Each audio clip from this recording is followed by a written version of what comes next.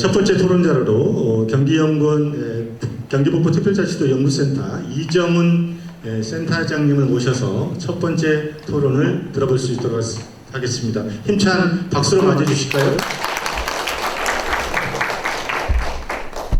네, 오늘 이렇게 귀한 자리에서 토론을 하게 돼서 아주 영광을 생각하고요. 제가 의정부 우리 경기연구원에 이제 수원에 근무하다가 의정부에 온 지 지금 한 7년 반 정도 됩니다. 그래서 어떻게 보면 이제 제가 그 북부 또 이 접경 지역에 애정을 가지고 쭉 연구를 하기 위해서 이렇게 왔는데요.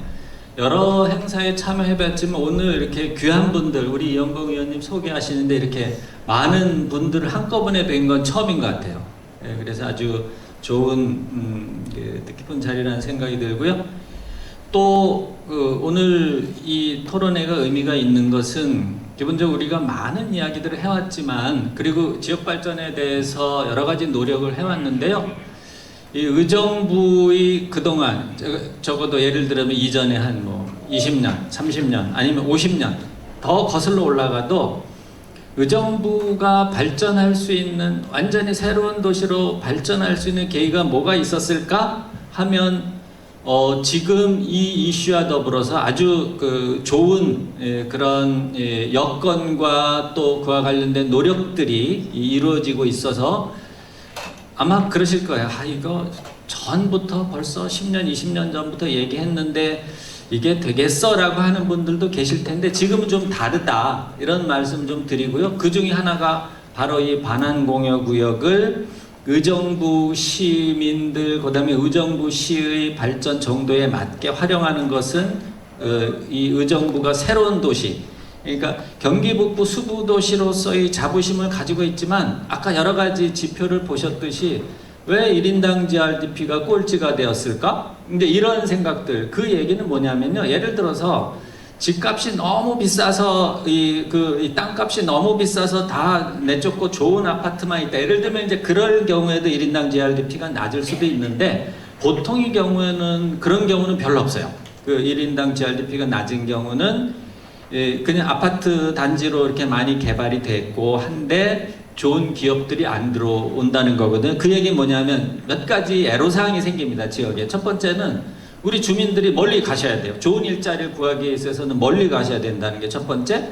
두 번째는 지역 세수가 안 들어와요. 그러면 보조금에 의존해야 되고 굉장히 살림이 팍팍해지고 복지 수준이 떨어져요. 그런 부분들이 있어서 그러면 이 반환공여지가 왜 어떤 이런 문제들을 극복할 수 있냐? 요지에 지금 8개의 반환공여구역이 있는데요. 의정부가 제가 뭐 파주도 있고 동두천도 있고 반환공여구역 여러 군데 있잖아요. 근데 의정부만큼 개발하기에 좋은 땅이 없습니다. 기본적으로 아주 입지 여건이 좋고 또 이미 평지로 다 돼 있어서 물론 환경 정화나 이런 이슈들이 있습니다만 그것들은 어떤 여러 가지 노력에 의해서 빠르게 문제를 극복할 수 있다. 이런 측면에서 의정부의 발전을 촉진시킬 수 있는 이 새로운 의정부로 바꿀 수 있는 중요한 계기가 된다. 여러분들은 못 느끼실 텐데 이 반환공여구역 개발로 인해서 의정부가 이미 어느 정도의 변화를 일으키고 있는 거 있거든요. 그게 아마 아시는 분 여기 계신 분들 많이 아시겠지만 을지대학을 유치한 거. 그게 반환공여구역입니다. 그 다음에 금호동에 광역행정타운, 법원, 경찰청 이렇게 해서 신도시를 만든 거, 그 반환공여구역이거든요. 거기에 캠프카약 아직은 이제 개발은 안 됐지만 대학병원과 연합해서 바이오 클러스터를 만들려고 하고 있고 이제 그런 것들이 이미 어느 정도 가시화돼 있는데. 자, 지금 오늘 주제 이 캠프 잭슨으로 좀 넘어가서 말씀을 드리면 이 캠프 잭슨은 입지 조건이 굉장히 좋잖아요. 서울에서 아주 가깝고 그다음에 1호선 혹은 뭐 창동 이런 지역들과 이제 연관이 있는데 그런 면에서 캠프 잭슨은 좋은 기업이 들어와서 IT, 바이오, 콘텐츠 이렇게 핵심적인 이 4차 산업혁명 시대의 첨단 기업이 여기에 들어와서 일을 하면서 좋은 일자리를 만들고 그러면 또 좋은 인력들이 또 여기로 오기도 하고 주변에 좋은 어떤 영향들을 미치기 때문에 그렇게 했으면 좋겠다는 생각을 저는 갖고 있고요. 그런데 왜 그 CRC도 그렇고 이제 이 캠프 잭슨도 그렇고 이게 왜 이렇게 빨리 진도가 안 나가나? 여기에는 몇 가지 우리 장인봉 교수님이 굉장히 좋은 말씀들을 많이 해주셔서 정확하게 이제 지적을 하고 계신데요. 한 번 더 짚어서 말씀드리면 사실은 국가가 지금 뭐 여러 가지 하는 일들이 뭐 이제 비수도권, 수도권의 이 차이를 극복하기 위해서 비수도권 통합을 한다, 비수도권 지원한다 막 이러잖아요. 그런데 경기 북부는 그 비수도권을 포함한 모든 대한민국을 지키기 위해서 그동안 희생을 했음에도 불구하고 경기 북부 지역에 대한 지원 대책은 아무것도 없어요. 우리 장 교수님 말씀하신 대로 이것은 우리 북부 주민들께서 심각하게 생각을 하셔야 되는 겁니다. 그런데 왜 그러면 이 캠프 잭슨이나 이런 반환공여구역이 제대로 개발이 안 되냐? 토지를 매입함에 있어서 전혀 지원이 없어요. 저 기업이 이 토지를 매입을 하는데 지원이 없을 뿐더러 만약에 매입을 하게 되면 뭐 정화비용 여러 가지 개발을 하게 돼서 이제 그 토지를 받게 되는데 그 동안에 지가가 상승된 지가를 다 지불을 해야 됩니다. 그러니까 토지 자체가 지금 현재 있는 땅으로 만약에 매각을 해서 하면은 기업이 사가지고 개발을 하고 하면 되는데 이미 올라버린 도시 용도에 올라버린 땅값으로 개발을 하고자 하고 그 다음에 거기에 대한 지원 제도가 제대로 갖춰져 있지 않아요. 국가가 이 의정부 경기 북부가 수도권이란 이유로 여러 가지 지원상의 이 혜택들을 다 박탈하고 있어요. 법에서 뭐 중소기업 지원, 벤처기업 지원, 뭐 유턴기업 지원에서 단 수도권 기업은 제외, 경기 북부도 제외. 왜? 수도권이니까.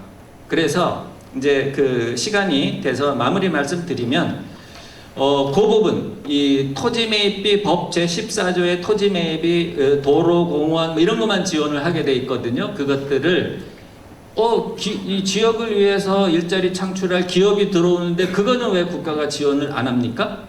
그 부분에 있어서 저는 심각하게 문제를 제기를 해야 되고 국가주도 개발, 나서서 개발은 못 해줘도 적어도 그 문제, 그거는 법을 고쳐줘야 된다. 이제 이런 말씀 드리고요. 마무리 드리면 결국 캠프 잭슨, CRC, 스탠리, 그 다음에 카일 이 지역은 IT, 바이오, 반도체의 그 4차 산업혁명 시대를 이끈 첨단 기업들이 들어와서 의정부를 좀 새롭게 바꿀 수 있는 그 다음에 GTX 들어오는 것과 더불어서 지금 그 계기들이 만들어지고 있고 지금 말씀드린 그 국가의 어떤 이 제도적인 지원, 그 다음에 이 수도권에서 지원 배제하고 있는 부분들을 고쳐야 된다. 제도적으로 고쳐야 되고 장기적으로 저희들이 추진하고 있는 경기 북부 특별자치도라고 하는 것이 이러한 수도권으로부터의 어떤 지원 역차별을 배제하는 중요한 어떤 그런 계기가 될 것이다. 이런 측면에서 우리 주민들, 우리 여기 계신 여러 의정부의 리더들이신데 많은 관심과 그 지원이 있으시면 좋겠습니다. 이상 토론을 마치겠습니다. 네, 이정훈 센터장님께서는 사실 우리가 1인당 GRDP를 보면 남부와 북부가 지금 한 4분의 1 정도 차이 난다고 보시면 될 것 같습니다. 그래서 그 정도로 남부와 북부가 격차가 아주 심한 그런 부분이고요. 그리고 우리 의정부시에는 한국전쟁 이후로 8개의 미군 공여지가 있었습니다. 그러나 이제 8개 중에 1개가 아직은 또 반환이 안 돼 있는 상황이고요. 그게 캠프 스탠리가 지금 반환이 안 돼 있는 상황인 것 같습니다. 그러나 예전에 미군 부대나 군부대는 항상 좋은 위치에 있습니다. 거의 남향에 위치해 있고요. 좋은 위치에 있어서 의정부시는 지금 미군 부대가 정말 좋은 위치나 지리적인 부분들이 동도체나 타주보다는 더 나은 부분을 좀 말씀해 주셨고요. 그리고 4차 산업혁명에 따른 IT, 바이오 산업들을 유치해서 좋은 기업들을 유치해서 양질의 일자리들을 만들어내야 된다는 그런 말씀을 주신 것 같습니다. 그리고 마지막으로 정리는 중요한 거죠. 미군 공여제 특별법이 개정이 돼야 된다.